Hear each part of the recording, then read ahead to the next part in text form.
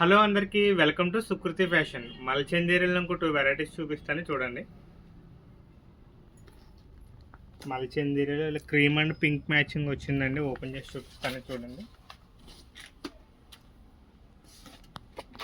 Colour combination అయితే చాలా బాగుందండి.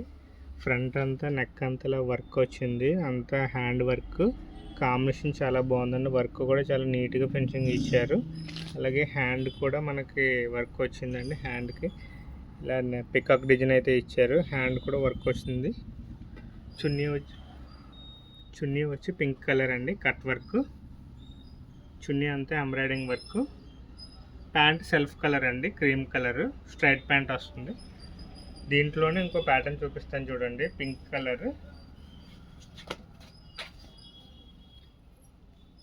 కలర్ ఇది కూడా వర్క్ అంతా చేంజ్ అండి. వర్క్ ఇలా బార్డ్స్ వర్క్ వచ్చింది చూడండి.